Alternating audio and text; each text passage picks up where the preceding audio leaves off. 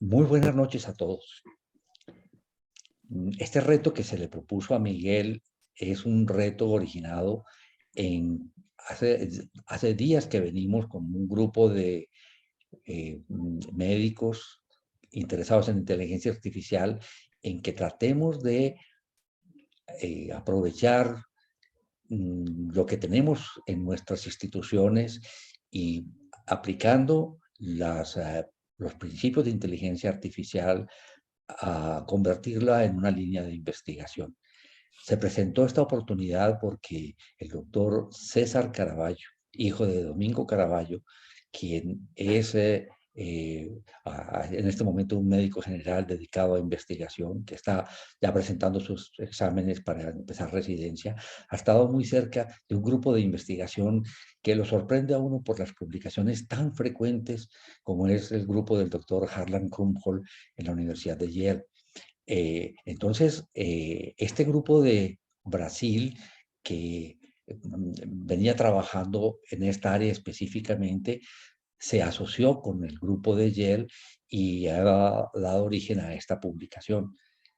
A mí me sorprendió cuando estaba haciendo mi fellow de telesalud a informarme del trabajo que venían haciendo los brasileños en telesalud en Minas Gerais, donde desde el 2006 vienen haciendo un sueño que el doctor Daniel Aristizábal trató de hacer en Antioquia, de poder orientar a cada uno de los diferentes municipios, a sus médicos, para poder hacer una atención del paciente con dolor de pecho y pensar en hacer rápidamente una trombolisis en aquellos pacientes con un infarto de miocardio con elevación del segmento ST. Desafortunadamente, eso no marchó. De pronto ahorita Daniel nos cuenta un poco más, pero este grupo de médicos de Minas Gerais pues está asesorando 118 municipios y ha ido recolectando electrocardiogramas desde el 2006 y que ahora nos va a contar Miguel,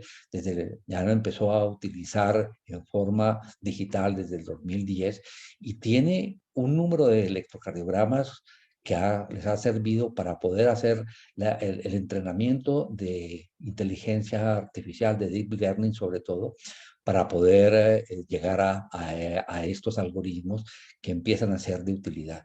Entonces, esta cantidad de electrocardiogramas que muy seguramente ahora sobrepasan los 5 millones de electrocardiogramas, es una muestra de que se puede hacer y que vale la pena hacer cosas. De manera que hoy tenemos un grupo de colegas de verdad a quienes les agradezco la compañía. Sé que van a hacernos reflexiones importantes una vez que Miguel termine de hacer su presentación.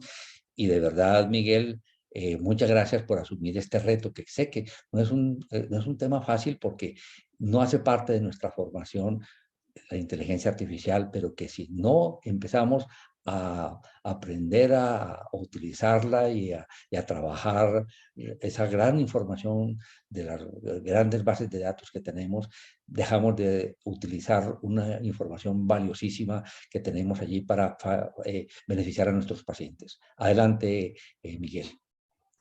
Buenas noches y muy buenas noches a todos. De verdad les agradecemos mucho la participación y voy a tratar en la medida de lo posible de explicarles lo que logré entender luego de haber revisado el artículo que me propuso el profe Carlos José. Entonces el artículo es este artículo publicado por una de las revistas de Nature, que es Nature Communications, que es de acceso libre y en el que se trata de presentar una herramienta diagnóstica en varios diagnósticos electrocardiográficos de una manera automatizada utilizando inteligencia artificial, la cual fue publicada el 24 de marzo del presente año en la revista pues, que les acabo de mencionar. La revista tiene una calificación de Simago de 5.56 para el año 2020, lo cual la ubica en el cuartil 1 dentro de su grupo de publicaciones y le da un ranking en el puesto 65 de un número significativo de revistas con un H-index de 365. Algunos de los autores del artículo son los siguientes. El doctor Harlan, el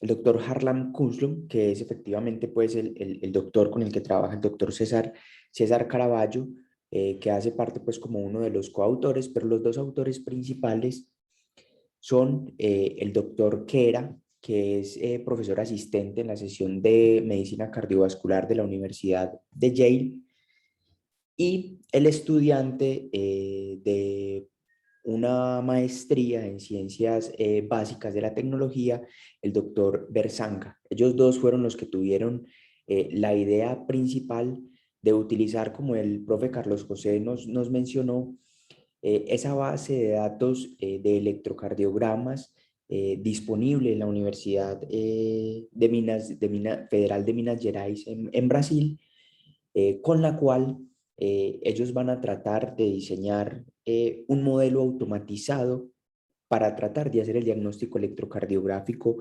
de algunos diagnósticos de esos pacientes que se han visto a lo largo del tiempo en esa población de telesalud en el estado de Minas Gerais en Brasil, y que ha logrado pues recolectar esa gran cantidad de datos que van a ser utilizados de esta manera. Este es el contenido que tenemos para la charla de hoy, entonces vamos a empezar con lo mismo. Como introducción importante, debemos recordar que las enfermedades cardiovasculares representan la principal causa de mortalidad a nivel mundial.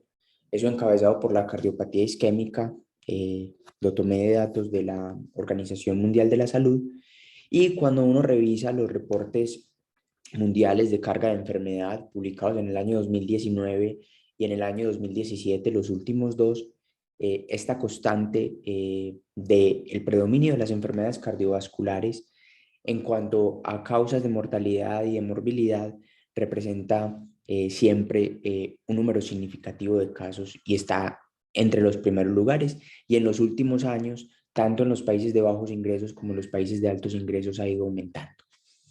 El electrocardiograma, una herramienta con más de 100 años, sigue siendo de muchísima utilidad tanto a la hora de diagnosticar a los pacientes con enfermedades cardiovasculares, como de hacerles un seguimiento y en algunos de los casos de favorecer o de poder establecer el pronóstico que tienen estos pacientes. Sin embargo, hay poblaciones que están alejadas y que quizás en muchas ocasiones no tienen la posibilidad de disponer del electrocardiograma para poder hacer ese diagnóstico oportuno y tomar decisiones terapéuticas con el paciente. O en algunos casos hay poblaciones que poseen el electrocardiógrafo pero no tienen a un médico entrenado que tenga la capacidad para poder hacer el diagnóstico. Es por eso que ha surgido desde hace muchos años, a mí me sorprendió más o menos desde los años 60, varios algoritmos de computación que permiten hacer un diagnóstico electrocardiográfico sin la presencia de una persona o un profesional de la salud entrenado en electrocardiografía. Y es así como han surgido estos sistemas de computación o estos algoritmos de computación dados principalmente por el código de Minnesota y por el código de Glasgow, que en muchas ocasiones son muy similares y que hoy me di cuenta de algo que yo nunca había visto en un electrocardiógrafo, y es que los electrocardiógrafos que utilizamos nosotros constantemente utilizan esos códigos para proponer los diagnósticos que muchas veces ponen a un lado como sugerencia diagnóstica. A lo largo de los años estos códigos diagnósticos se han ido perfeccionando y últimamente, quizás en las últimas 2 décadas, ha ido apareciendo la inteligencia artificial. ¿En qué consiste la inteligencia artificial? Quería traer entonces aquí este artículo publicado en la Revista Europea de Cardiología en el año pasado, en la que nos hacen como una revisión del estado del arte de la inteligencia artificial y cómo esa inteligencia artificial y las redes neuronales profundas de aprendizaje han logrado perfeccionar esos códigos de Minnesota y de Glasgow para tratar de generar esos nuevos algoritmos, que es precisamente lo que propone el artículo, con el fin de mejorar la precisión diagnóstica de esa inteligencia artificial y quizás ayudarnos a nosotros como profesionales de la salud en ese diagnóstico, o si no a nosotros, por lo menos a esas poblaciones alejadas o a personas que no tengan acceso a un profesional de la salud que les pueda interpretar esos electrocardiogramas. Este es como el proceso que se debe realizar para que esa inteligencia artificial logre desde un electrocardiograma que se le toma a un paciente definir luego de todo este proceso un diagnóstico que nos propone y que podría ser un falso positivo o un diagnóstico correcto, un diagnóstico incorrecto. Pero para eso quisiera explicarles antes cómo funciona más o menos la inteligencia artificial de una forma básica como nos propone el artículo.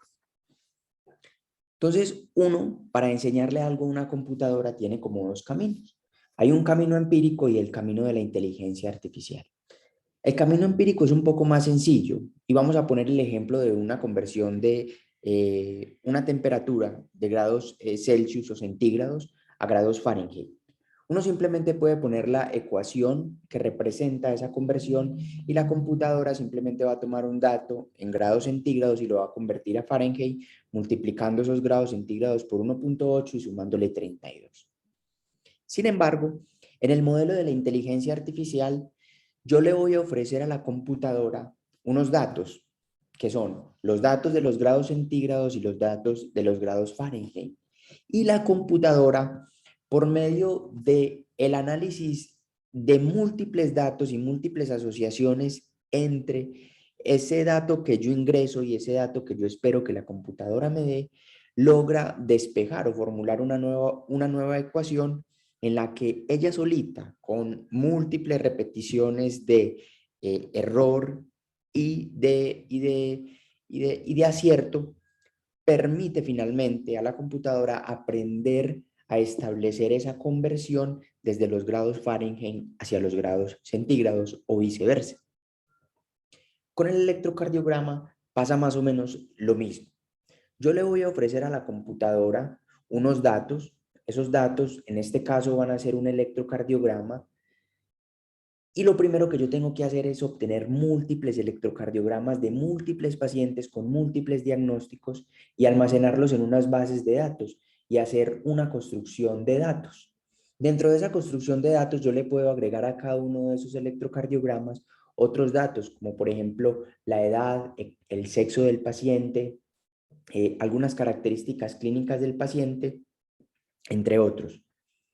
Luego de que tengo una cantidad múltiple de datos, como lo que pasa en el artículo, que son aproximadamente 2 millones de electrocardiogramas, se hace un procesamiento de los datos, como vamos a ver también en el artículo, para tratar de mejorar la calidad de esa señal que el computador o el sistema de inteligencia artificial va a terminar procesando. Y le voy a añadir algunas características del mundo real que hagan o que faciliten que ese modelo de inteligencia artificial pueda leer diferentes datos con diferentes características.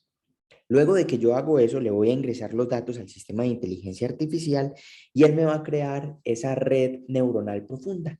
En esa red neuronal profunda, él lo que hace es como muchas asociaciones, como de acierto-error, y finalmente nos va a proponer un resultado dentro de las categorías de resultados que yo le puedo ofrecer a ese sistema de inteligencia artificial y vamos a poder analizar cuál es la precisión de esos datos o de esos resultados haciendo unos modelos de validación tanto interna como externa. Entonces, más o menos así como funciona la inteligencia artificial. Gracias a estos avances, es que estos investigadores del grupo de Minas Gerais se animaron basados en un sistema de teleelectrocardiografía que implementaron desde el año 2005 en 118 municipalidades o municipios o poblaciones del estado de Minas Gerais en Brasil. Ellos empezaron a ver que podían recolectar muchísimos datos electrocardiográficos Y todos esos electrocardiogramas que ellos realizaban en esas poblaciones eran leídos y revisados por un experto, en la mayoría de los casos por un cardiólogo. Fue así como se animaron entonces a crear la red de telesalud de Minas Gerais, que finalmente los llevó a la construcción de este estudio o de esta gran base de datos que ellos nombraron el estudio CODE. Lograron entonces así la recolección de más de 2 millones de electrocardiogramas que fueron utilizados en este y que han sido utilizados en otros estudios. Y ahorita, en la última publicación que ellos tienen, tenían más o menos 4 millones de electrocardiogramas, pero según nos comentaba el profe Carlos José, eso ha ido creciendo de manera significativa y se están acercando quizás a los 5 millones de electrocardiogramas, ampliando cada vez más su base de datos para poder utilizarlo en múltiples aplicaciones. Pero los que utilizaron en este estudio son entonces aproximadamente 2.200.000 electrocardiogramas de 1.5 millones de pacientes. Con eso, ellos están buscando tratar de entrenar varios sistemas de inteligencia artificial para mejorar esa precisión diagnóstica en ciertos escenarios clínicos electrocardiográficos, como vamos a ver a continuación. Utilizan entonces para eso tres herramientas: el código de Minnesota, el código de Glasgow y la validación de cada uno de esos electrocardiogramas que se realizan en ese sistema de telesalud por un cardiólogo entrenado y con experiencia de acuerdo a los criterios del American Heart Association. Han publicado ese mismo grupo de Minas Gerais otra serie de estudios, como son este publicado el año pasado, en el que empezaron a tratar de identificar esa posibilidad de realizar diagnósticos automáticos mediante inteligencia artificial, utilizando esas redes neuronales profundas de las que les hablé en diapositivas anteriores. Fue finalmente gracias a estos avances en inteligencia artificial, a las limitaciones que tienen algunos de los sistemas disponibles actualmente, dentro de los que destaco que muchos de ellos solamente se centran en un diagnóstico o solamente pueden hacer análisis de los datos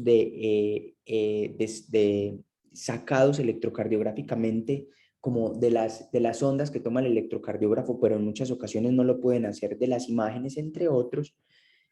Las necesidades de algunos sitios geográficamente distantes, como los que ellos identificaron en Brasil y que pueden ser similares a los que nos podemos encontrar en muchas zonas geográficas de nuestro país, entre otras limitaciones, para motivarse a la creación de un nuevo algoritmo de inteligencia artificial que permitiera hacer el diagnóstico de 6 entidades dentro de la cardiología, a las cuales se puede llegar mediante el electrocardiograma, como son la bradicardia y la taquicardia sinusal, el bloqueo de rama derecho e izquierdo, la fibrilación auricular y el bloqueo auriculoventricular de primer grado, que finalmente son los diagnósticos que se utilizaron dentro de este artículo. Vamos ahora a pasar a los métodos de la publicación actual. Entonces, la fuente de datos fue principalmente ese sistema de telesalud, los datos de ese estudio CODE recolectados dentro de ese sistema de telesalud de Minas Gerais, liderado por la Universidad Federal de Minas Gerais y por algunos de los investigadores del estudio actual, en asociación con los investigadores que les presenté al principio, los autores que les presenté al principio, el doctor Kera, el doctor Krumholz y el doctor Sanga, además de otros investigadores de otras universidades en Estados Unidos. La población de estudio que utilizaron fue entonces esos pacientes o esos electrocardiogramas de esa red de telesalud de Minas Gerais, que es como el cuarto estado con más población de Brasil, que tiene múltiples municipalidades y que esas municipalidades van a estar muy distantes del área metropolitana de Belo Horizonte, que es la capital.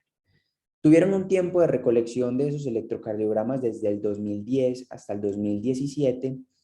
Lo hicieron, acá no son municipios, sino que son 811 localidades dentro de ese estado de Minas Gerais, y lograron, como les había mencionado previamente, la recolección de 2.228.236 electrocardiogramas de 1.506.000 pacientes distintos. Esos datos fueron recolectados a través de dos equipos de electrocardiografía, ambos de fabricación brasileña, pero que tenían una característica importante, y es que podían tener una transmisión de los datos tanto en imágenes como mediante datos electrónicos. Se le realizaron a todos los pacientes electrocardiogramas con las siguientes características. Todos eran estándar de 12 derivaciones, con una frecuencia entre los 300 y los 600 Hz y con una duración de aproximadamente 7 a 10 segundos. Para la lectura de cada uno de esos electrocardiogramas se utilizaron pues los datos del estudio CODE, en donde cada uno de ellos era diagnosticado o leído por un cardiólogo bien entrenado y que tenía todos los requerimientos formativos para interpretar esos electrocardiogramas. Además de eso, se utilizaron las declaraciones de diagnóstico de Glasgow y los códigos de Minnesota, y se definía el diagnóstico electrocardiográfico correcto cuando había concordancia entre el código de Minnesota o las declaraciones del diagnóstico de Glasgow y la lectura del cardiólogo entrenado, o en caso de haber una discordancia entre estas dos mediciones automáticas y la medición manual por el y la lectura manual por el cardiólogo entrenado, se hacía una revisión manual por un segundo cardiólogo. Ellos identificaron dentro de esos 2.200.000 electrocardiogramas estos diagnósticos que ya les había mencionado: el bloqueo auriculoventricular, el derrame izquierda, bloqueo de rama izquierda y derecha, la fibrilación auricular y bradicardia y taquicardia sinusal. Y con eso se formaban unos grupos en los que habían unos electrocardiogramas normales y unos electrocardiogramas anormales, más o menos con un número similar de pacientes, para poder hacer el procesamiento de datos. Luego, trataron de validar los datos de esa red neuronal profunda con la realización de unos electrocardiogramas adicionales que se realizaron entre abril y septiembre del año 2018, también en ese mismo estado de Minas Gerais. Se recolectaron en ese momento aproximadamente 817 electrocardiogramas que utilizaron para ese proceso de validación interna y eran revisados por dos cardiólogos. Cuando los dos cardiólogos estaban de acuerdo en el diagnóstico, ese era el diagnóstico que se establecía, pero si había discordancia entre los cardiólogos, se llamaba a un tercer cardiólogo, todos ellos cardiólogos independientes y que no pertenecían al estudio, que hacía la revisión y el desempate en cuanto al diagnóstico electrocardiográfico, de acuerdo nuevamente a los criterios de la AJA. Y finalmente, se hizo un proceso de validación externa del algoritmo de inteligencia artificial mediante tres mecanismos diferentes. Uno, realizado utilizando esa inteligencia artificial en una base de datos de Alemania de aproximadamente 21 electrocardiogramas. El otro, nuevamente realizando eso en estos 817 electrocardiogramas, y finalmente se tomaron imágenes de aproximadamente 64 electrocardiogramas de internet a los que se les hacía también ese proceso de aplicación del sistema de inteligencia artificial. Acá vamos a resumir nuevamente el proceso como ellos hicieron para poder obtener la señal electrocardiográfica, procesar esa señal electrocardiográfica y finalmente aplicar unas variables al equipo para poder realizar el diagnóstico electrocardiográfico y entrenar al sistema de inteligencia artificial para poder obtener los resultados que ellos buscaban. Entonces, nuevamente se adquirían las señales electrocardiográficas con las características que habíamos mencionado previamente: 12 derivaciones y duración de 7 a 12 segundos, con una frecuencia de 300 a 600 Hz. Ellos hacían un preprocesamiento de esos datos, estandarizando la forma en la que se iban a obtener los mismos, tratando de mejorar la línea de base de los mismos y haciendo una evaluación de cada uno de los puntos significativos de ese electrocardiograma, como eran el QRS, mediante un sistema llamado QRSX que identificaba de manera significativa los QRS y que logró la exclusión de aproximadamente 40.000 electrocardiogramas en los que no se identificó ese QRS. Además de eso, hacían otras identificaciones de puntos específicos dentro del electrocardiograma, como son la onda P, la Q, la S, el segmento ST, la onda T, entre otros, para ir entrenando al equipo en ese procesamiento de los datos. Luego de eso, ellos hacían la transformación de esas imágenes electrocardiográficas a dos condiciones diferentes. Una, la imagen ideal para la lectura en el equipo, que correspondía a cuadros rojos con una impresión en azul del trazado electrocardiográfico y que se podría utilizar o presentar en 4 formatos diferentes.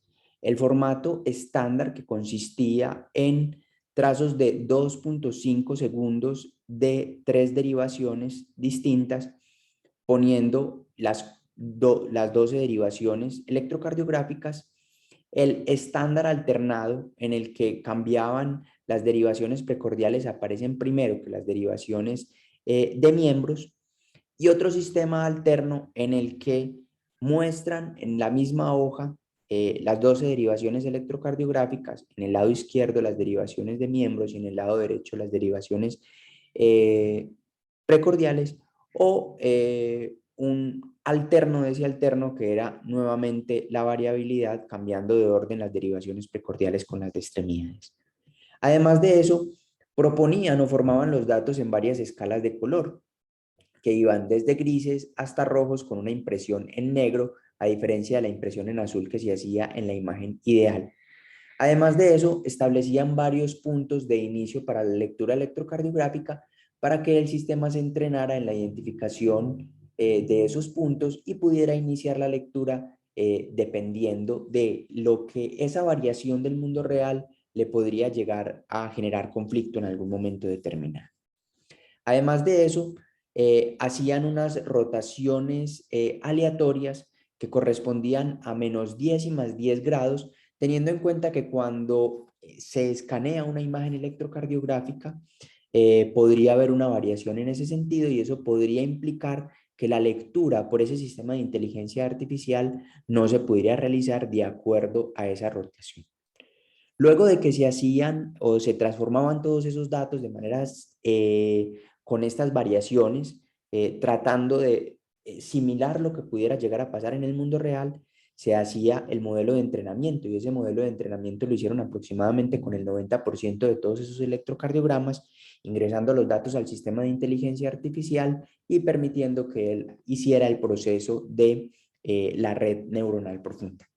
Finalmente, como les había mencionado previamente, se hacía el proceso de validación externa mediante una base de datos alemana, una base de datos del hospital, de los 817 electrocardiogramas que mencionamos previamente, y finalmente unas imágenes que ellos obtuvieron de internet, que tenían esos diagnósticos electrocardiográficos, y obviamente otro grupo de diagnósticos en el que el electrocardiograma era completamente normal, para poder hacer todo ese proceso de reconocimiento y de validación de la lectura que hacía ese sistema de inteligencia artificial de cada uno de esos electrocardiogramas.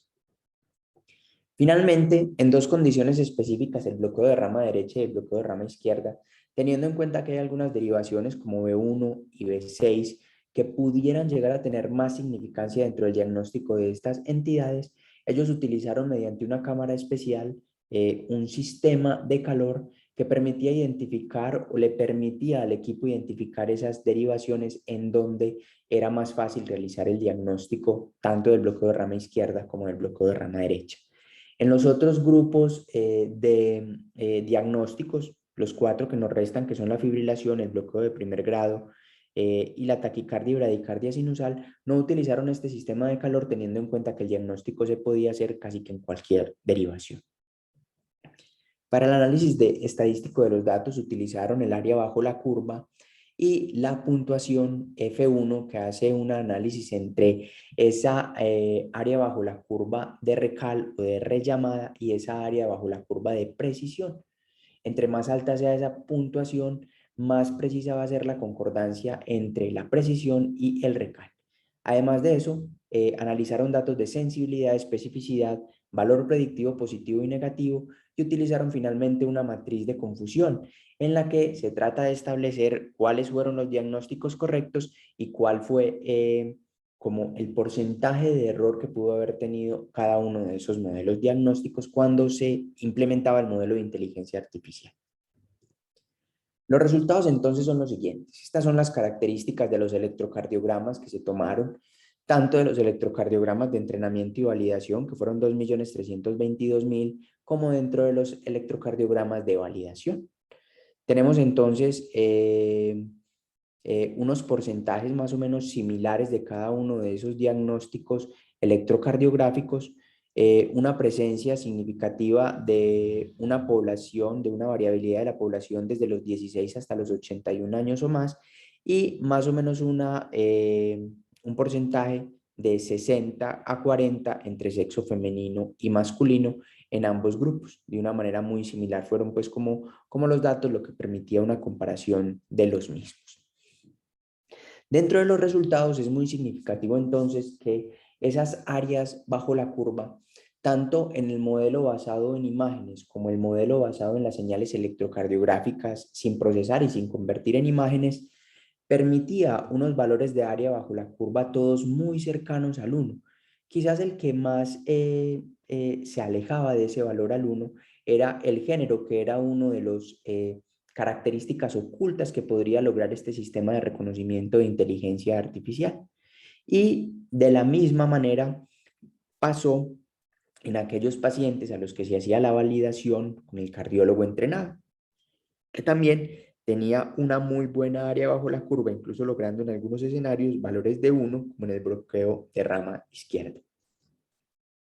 Finalmente, cuando se hace el proceso de validación externa con los datos, sobre todo de la base de datos alemana, se logró tratar o más o menos reproducir los valores que se habían logrado en el proceso de entrenamiento y de validación de ese sistema de inteligencia artificial, logrando muy buenos valores de área bajo la curva que permitían decir que el diagnóstico era preciso cuando era realizado por ese sistema de inteligencia artificial.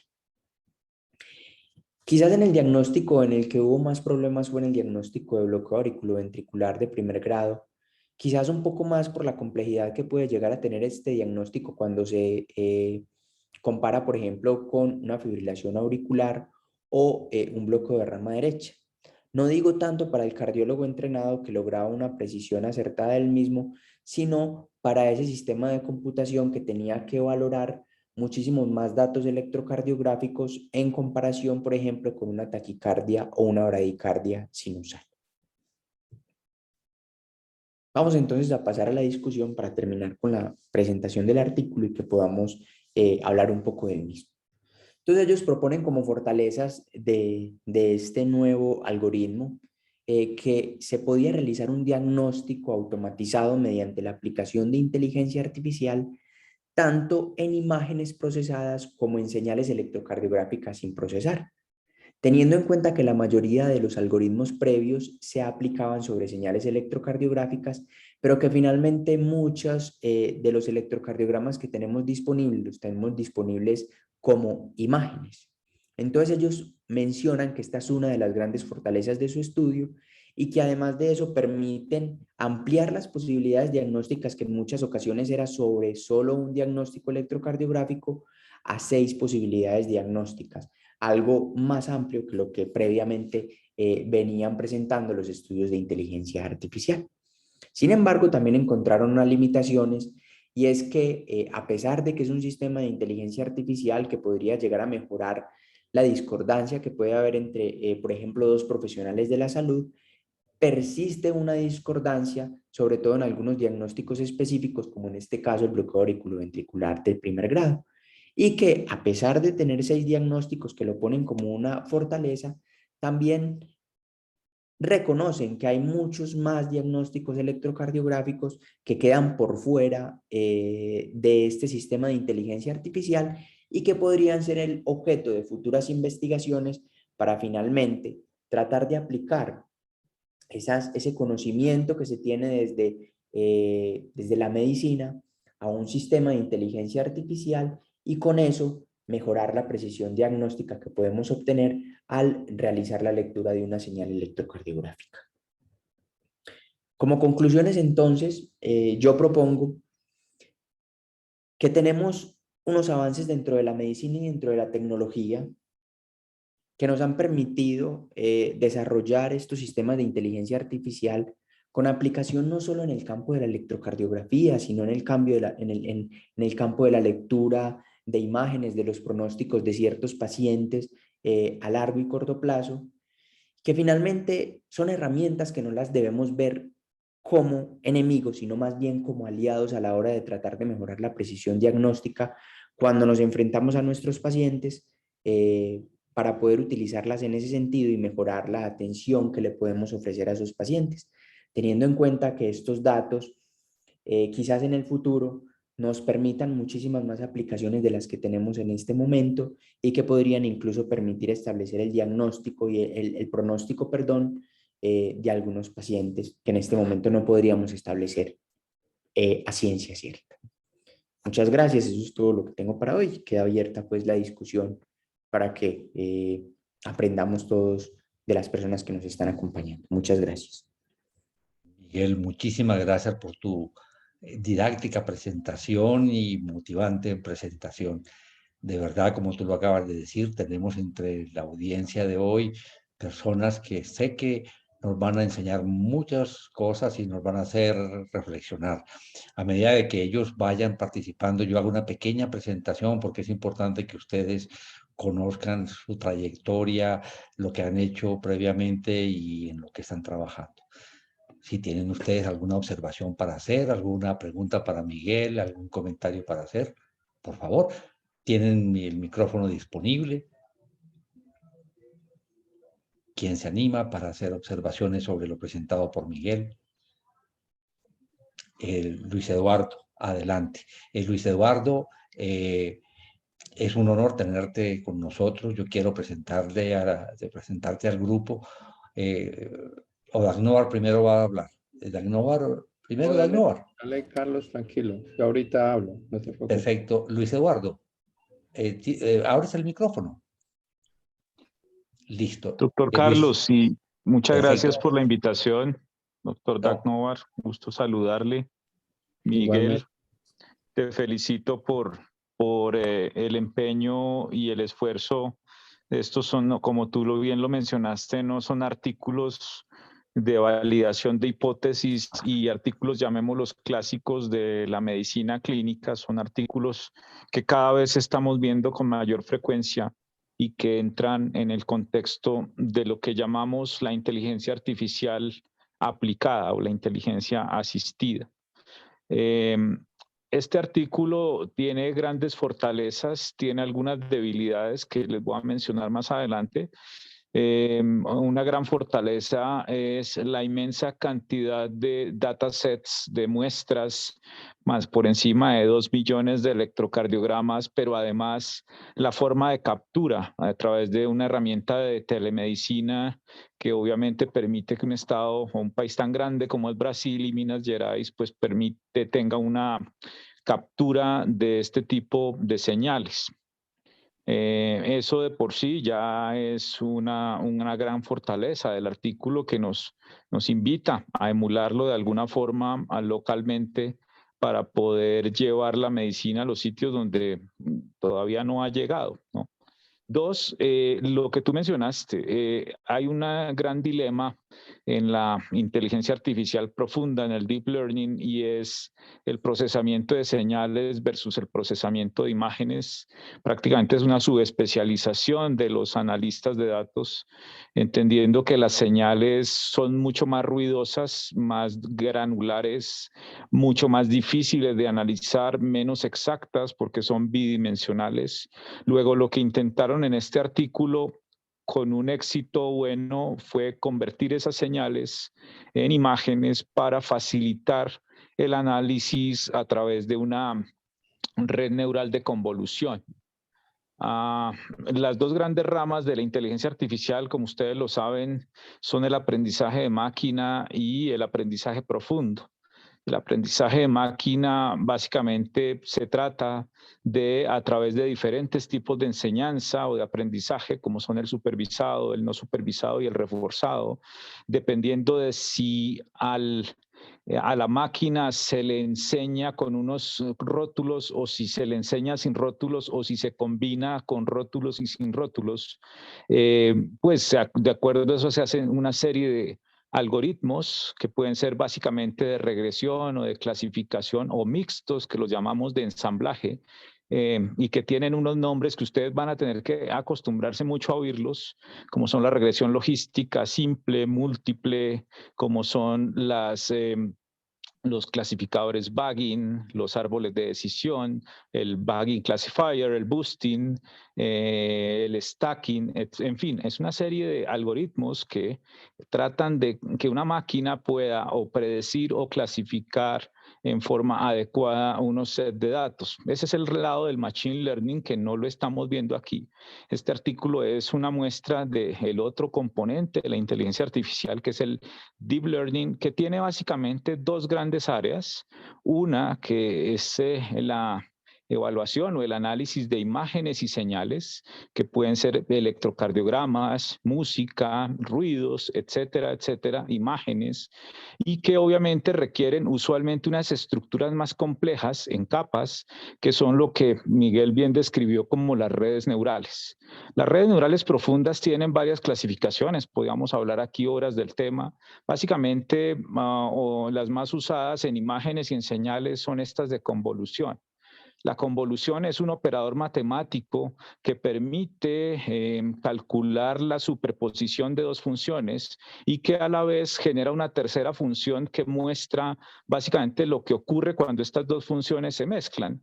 Y estas redes neurales utilizan un sistema de código y de codificación que permiten, si ustedes me permiten la comparación, hacer unas diferentes slices de imágenes o de señales, como si los partiéramos en pedacitos, los decodificamos y luego los codificamos nuevamente, de tal suerte que los codifiquemos o los reconstruyamos como nosotros le enseñemos a la máquina, y luego que la máquina ha aprendido cómo se construye y deconstruye, o mejor, cómo se deconstruye y construye, se le coloca unos sets de test que no han sido categorizados y clasificados, y que ella debe hacerlo a través de ese entrenamiento profundo que se le ha dado. Estas redes neurales son no solamente las que utilizamos para lectura automática de electrocardiogramas, sino los que, por ejemplo, hoy vemos en patología digital y en imágenes diagnósticas, donde hacemos diagnóstico automático de nódulos pulmonares, de mamografías, en fin, de cualquier situación donde haya una imagen compleja que pueda partirse, codificarse, decodificarse y alojarse en estas redes neurales.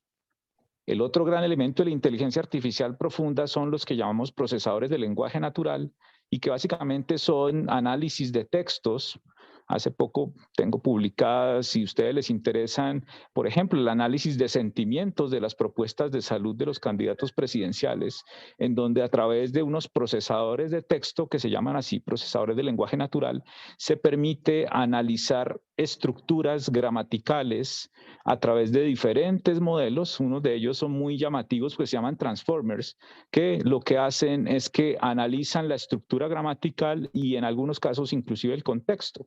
El mejor ejemplo es Google.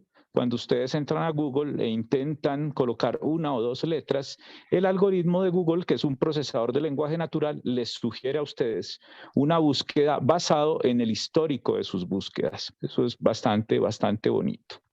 Este estudio, entonces, lo que permitió fue hacer un análisis tanto de señal como imagen a través de una estructura de inteligencia artificial llamada una red neural de convolución, que permitió clasificar, y este es un algoritmo clasificatorio, y por tanto las métricas de desempeño que ustedes vieron fueron el área bajo la curva, tanto en ROC como en recall. El recall sumado al área bajo la curva básicamente nos habla de exactitud, y adicionalmente hicieron algunas métricas de algoritmos de regresión, como son el accuracy, el recall y especialmente el F1, que es el inverso del accuracy más el recall. Y también hicieron, para hacer un poquito más exhaustivos, otra métrica de desempeño, que son las matrices de confusión, que son básicamente tablas de 2x2 como las que hacíamos en la epidemiología epidemiología clásica, que permiten mirar los coeficientes de correlación. Básicamente estas matrices de confusión las hicieron para la correlación entre los cardiólogos y el modelo.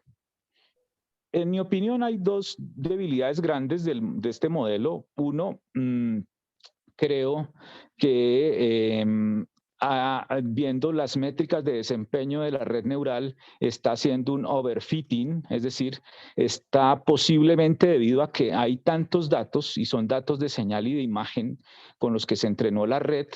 Creo que está capturando demasiado ruido, y al capturar demasiado ruido, captura también mucha información, pero mucho ruido. Si ustedes se van a las métricas, el AUC-ROC y el F1 están muy altos en el set de entrenamiento, están por el orden de 0.97 a 1, y creo que esta red pudiese tener un mejor desempeño si le hacemos una hiperparametrización y le manejamos un poco algunas métricas que permiten mejorar ese overfitting. Hay un artículo que publicamos hace poco sobre overfitting y underfitting en hipocrates.org que los invito a que lo revisen. Creo que está haciendo un poquito de overfitting y seguramente eso le quita robustez a la red, pero es una red de un buen desempeño.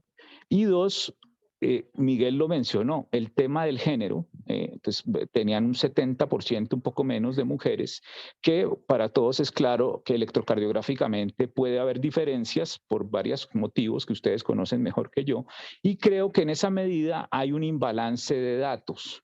Al haber un imbalance de datos en los sets de entrenamiento, debieron haber, en la estructuración del modelo de red neural, debieron haber hecho alguna técnica de manejo del imbalance de datos. Hay muchísimas, hay más de 8 técnicas de manejo de imbalance de datos que posiblemente hubieran mejorado el desempeño del modelo. Pero bueno, esto pues son cosas técnicas un poquito más cansonas, digámoslo, más profundas. La invitación, y bueno, gracias al doctor Jaramillo por su invitación a hablar aquí, es acostumbrémonos a esto. Hay dos grandes, cuando los médicos nos enfrentamos a decisiones binomiales: está enfermo, no está enfermo, está grave, no está grave, tiene un bloqueo, no lo tiene. Ese análisis binomial puede tener diferentes abordajes, pero básicamente son dos. Uno, el modelo de validación de hipótesis que nos enseñaron desde pequeñitos, que es la epidemiología clásica, en donde básicamente requiere un tamaño muestral, un diseño, unas pruebas de significancia estadística, la famosísima P y otras, y obviamente un diseño clínico de un ensayo clínico como los que estamos acostumbrados a ver. Pero estas decisiones binomiales hoy también, de acuerdo a ciertas características, se pueden abordar desde estos algoritmos de Machine Learning de los que hablé primero, a través de regresión, clasificación, etcétera. Hay unos súper interesantes. Pero también vamos a tener que acostumbrarnos a convivir con técnicas de deep learning, de análisis de imágenes, análisis de señales, análisis de texto, porque es como la medicina se va a ejecutar o se está ejecutando. Desgraciadamente hay todavía una brecha muy grande, que yo lo llamo la frontera de la eficiencia, entre el sueño y la realidad, es decir, entre esta red neural y la utilización, por ejemplo, en una clínica como la clínica XYZ, en donde efectivamente en el día a día utilicen una red neural convolucional para una lectura automática de electrocardiogramas. Pero así va a ocurrir. Y como, vaya para cerrar, creo, como bien dijo el profesor Jaramillo, los robots y la inteligencia artificial no nos van a reemplazar a nosotros los médicos, pero los médicos que sepan utilizar bien esto para mejor ayudar a sus pacientes y para liberarse de tareas administrativas y para ser mejores médicos, pues van a reemplazar a los que no. Entonces creo que es casi que más que obligatorio, es muy motivante que los médicos empecemos a navegar en las profundidades de estas aguas para que no nos asustemos y por el contrario tomemos todas las ventajas de estas nuevas técnicas, ¿no? Nuevamente, Miguel, felicitaciones, y el doctor Jaramillo, gracias por este espacio. Luis Eduardo, muchísimas gracias por todo lo que nos has contado. Yo quisiera presentar someramente a Luis Eduardo, que es un hematoncólogo, profesor de los Andes, creador de sistemas de inteligencia artificial para hacer diagnóstico oncológico, de tomar decisiones sobre medicamentos. Sería amplísimo lo que dice él nos tomaría una hora contar todo su currículum. Pero yo creo que Luis Eduardo motivar a todos los fellows y al grupo que está hoy con nosotros a suscribirse a Hipócrates, porque creo que semanalmente están haciendo un esfuerzo grande de presentar una información crítica de temas fundamentales. ¿Tú quisieras de pronto hacer una pequeña información de lo que es eso? Ahí lo tenemos, cómo entrar y de pronto suscribirse. eh, y creo que es algo valioso. ¿Quieres mencionar someramente eso? Porque Sí, hablar de Maya, las otras cosas serían una sí, oportunidad diferente, pero creo por que con supuesto. eso seremos suficiente. Pues, profe, gracias. Hay un amigo mío que es de ustedes, obviamente, de su cordón umbilical, que es Alejo. Alejo es uno de los miembros más importantes de Hipócrates, Alejandro Hernández. Somos 20 médicos, 20 profesionales de la salud, entusiastas por estos temas, y creamos este centro de pensamiento que esperamos algún día mover a Asociación Colombiana para la Innovación en Salud. Y los invitamos, por supuesto, a que nos sigan. Esta es nuestra página web. Semanalmente publicamos columnas relacionadas con cómo se aterriza la inteligencia artificial en salud y otras tecnologías. Y, por supuesto, bienvenidos. Vamos a abrir una segunda convocatoria de miembros. A todos aquellos entusiastas de estos temas los esperamos y muchísimas gracias por el espacio, doctor. No, a ti muchas gracias, Luis Eduardo. El doctor Dagnóvar Aristizábal, yo les quería contar algo que posiblemente ustedes no sepan. Ese esfuerzo hecho en Minas Gerais lo intentó hacer él en Antioquia, en la parte de el paciente con dolor de pecho, posible infarto agudo de miocardio con elevación del segmento ST, y es una formación de los médicos en cada uno de los pueblos, de los municipios de Antioquia, para tratar de hacer un diagnóstico oportuno y empezar trombolisis apropiada desde el momento del diagnóstico en cualquiera de los municipios de Antioquia, y eso falló, pero creo que fue una experiencia muy linda. No, creo que vale la pena que de pronto nos cuentes un poco esa experiencia, y sé que tenías otras observaciones para hacer. Muchas gracias, Carlos. Realmente, pues el tema es apasionante y creo que Eduardo hizo una mejor síntesis que cualquiera de cómo nos tenemos que mover en este terreno. Y básicamente lo que quisiera decir, uno, es que esto va a cambiar muchas de las formas en que hoy practicamos la medicina, porque nos va a ayudar a clasificar mejor los problemas que hoy difícilmente hacemos, y porque nos ahorra mucho recurso de usar la memoria para fijarnos y hacer diagnósticos diferenciales, que con este tipo de técnicas se pueden hacer muy bien. Hay un punto fundamental, y es que estas redes son tan buenas como los datos de los cuales provienen, ¿cierto? Si la información de la cual aprenden es de alguna manera incompleta, pues obviamente el desempeño lo va a hacer también. Y hay que ver que estos son extensiones del nivel de información y del volumen de información que se tiene. Eso claramente se tiene claro. Y una de las cosas que las redes neuronales probablemente a los clínicos no les gusta mucho es que no hay a la vista la forma como se hace la clasificación. Tal vez eso es lo que más aparece en las revistas acerca de por qué las redes neuronales todavía tienen alguna, digamos, resistencia, pero yo creo que cada día es menos, porque los distintos ámbitos en los cuales se han utilizado son demasiado eficientes para hacer diagnóstico hoy en día.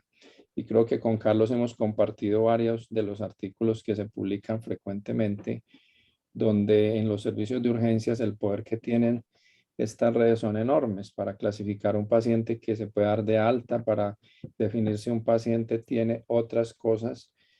Por ejemplo, una falla cardíaca con un electrocardiograma se puede hacer hoy en día supremamente bien, y sustituir las ayudas diagnósticas de otro tipo, como pueden ser imágenes o ayudas de laboratorio. Entonces yo creo que sin duda la invitación es que nos tenemos que familiarizar mucho con el lenguaje y con el uso de este tipo de técnicas. Con relación a lo que Carlos mencionó de la red de trombolisis en Antioquia, realmente Para el momento en que se hizo este ejercicio, todavía no estábamos pensando en hacer estas redes neuronales porque era otra cosa, era simplemente implementar una red de utilización del electrocardiograma con fin de detección del infarto agudo del miocardio con elevación del ST en forma rápida para que los médicos en primer y segundo nivel pudieran tomar las conductas necesarias. Y lo que se hizo fue esencialmente formar en el diagnóstico temprano del electro y en la intervención con trombolisis en esos sitios, sobre todo en los segundos niveles de Antioquia, donde se empezó a implementar. Con relación a fallar, realmente fallar es parte de esta historia. Yo creo que entre más ligero se falla, más ligero se aprende, y eso es parte del ejercicio que siempre se discute cuando se hacen estas implementaciones, de modo que las fallas son más una forma rápida de aprender y saber cómo moverse frente a los distintos retos que los sistemas de salud, en el caso nuestro, nos tienen al frente para poderlo implementar. Cosas que fueron parte de la falla, por ejemplo, se necesita una red que sea coordinada desde el Ministerio de Salud, no solamente desde los aseguradores. Y eso es una cosa que aprendimos en el camino rápidamente. Y hoy por hoy ese tipo de falla llevó a que las redes integradas que están hoy de moda y que las enfermedades cardiovasculares y particularmente los eventos coronarios agudos hacen parte de esas redes hoy, son esos aprendizajes, porque algunas de las personas que estuvieron involucradas rápidamente se dieron cuenta que si eso no proviene de la matriz central, que es el Estado y su Ministerio de Salud, que difícilmente se van a poder implementar en forma adecuada. Entonces, digamos que fue una falla afortunada porque llevó a lo que hoy tenemos que se llaman redes de atención integral. No tengo mucho más para decir porque, igual que muchos de los clínicos que estamos acá, somos todavía aprendices en estos temas, pero sí es de mucho interés para mí, para mi grupo, el desarrollo de redes neuronales y la aplicación de todas estas técnicas en el diagnóstico en el área en que trabajamos muy particularmente, que son la hipertensión y el diagnóstico de salud. Carlos, muchas gracias por el espacio y por convocarnos a este tipo de reuniones tan importantes. Muchísimas gracias, Dalnovar. Bueno, Luis Eduardo nos dice, trabajemos. ¿Alguna otra intervención de parte de ustedes? ¿Algún comentario de los asistentes? Sí. Doctor Felipe, adelante. Pues a ver, desde el punto de vista de la electrofisiología, creo que hay un gran potencial. Creo que prevenir, por ejemplo, la muerte súbita sería una forma relativamente sencilla pues no sencilla, pero pues se puede trabajar en la prevención de muerte súbita con inteligencia artificial. Desde el punto de vista de la electrofisiología, ya algunas guías han hablado de, digamos, no inteligencia artificial, pero sí diagnósticos computarizados de algunas arritmias. Han tenido ciertas limitaciones, por ejemplo, para la taquicardia de complejos anchos. Todos sabemos que a veces es difícil recordar todos los algoritmos que hay. Entonces siempre he puesto algunos diagnósticos computarizados. Sin embargo, el problema es que esos diagnósticos computarizados necesitan un electrocardiograma basal para poder hacer la comparación. Muchas veces los pacientes llegan a urgencias sin ese electrovasal y es difícil, pero siguen trabajando pues como en el tema, pero se habla ya en las guías de eso y creo que eso en un futuro pues como cercano alguna cosa se va a poder hacer al respecto. Muy, muy, muy interesante el tema. Muchas gracias. Muchas gracias, Felipe. ¿Algún otro comentario? Miguel, ¿tú quieres redondear para que, de verdad, nuevamente felicitaciones por tu trabajo, pero quieres de pronto dar un mensaje final? Bueno, darle muchas gracias al doctor Luis Eduardo, al doctor Dalnovar y al doctor Felipe por sus aportes. De verdad que para mí fue un tema bastante complejo de leer, pero bueno, como ellos dicen, es una oportunidad para irnos empapando de estas nuevas herramientas. Y como dije al final en mis conclusiones, no verlas como enemigos que nos van a sacar, pues, o que nos van a reemplazar, sino como herramientas para mejorar nuestra práctica, profe. Muchas gracias, Miguel. Muchas gracias a todos ustedes. Creo que quedamos muy motivados y creo que, bueno, es el momento de trabajar como nos propone Luis Eduardo y nuevamente felicitarlo por todos los avances y cómo ha difundido en el país estas posibilidades. Bueno, una buena noche a todos. Hasta la próxima, hasta el próximo Club de Revistas y síganse cuidando, por favor. Un abrazo, muchas gracias. Feliz Gracias, noche. Carlos. Gracias. Feliz noche también. Hasta luego, muchas gracias.